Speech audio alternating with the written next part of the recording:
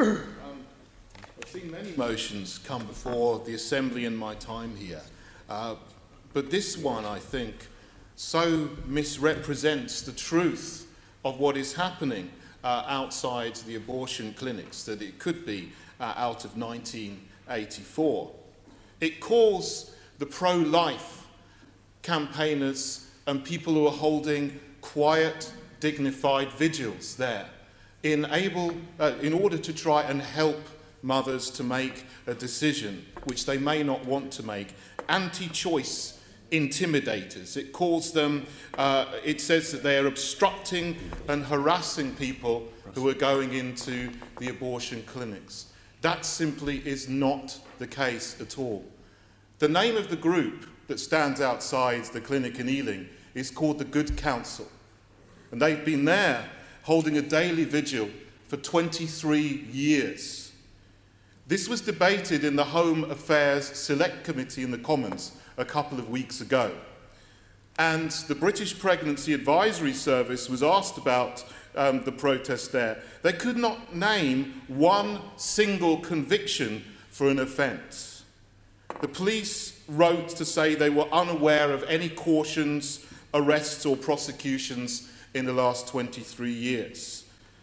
And they challenged the Good Counsel Network in the Home Affairs Select Committee to provide an example of a substantiated offence or example of harassment, and they couldn't. And the local police in Ealing have not been calling for any powers to create buffer zones.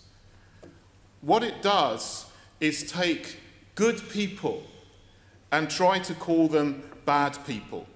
The internationally accepted word for people who are against the practice of abortion is pro-life. This calls them anti-choice. The fact is that another organisation set up in Ealing called Sister Supporter, and they went out wearing high visibility jackets and megaphones, and they were joined on some occasions by the local MP. And they're the ones who are making all the noise outside the clinic, not the Good Counsel, who hold a dignified, quiet, prayerful vigil. On Tuesday, I went to meet the Good Counsel, and I went to meet some of the mothers and their children who are still alive because they've received advice from the Good Counsel. Before you vote for this, I'd ask you, have you been to meet them? Have you been to talk to any of the mothers who have been helped by them? Have you met their children who are still alive today? Because there are mothers going in there who think that they don't have any choice, but they've been told that you can get help. If you want to have your baby, you don't have to have an abortion. There are people there who will support you and help you. I met a mother who was in an abusive relationship. She'd already had 2 children.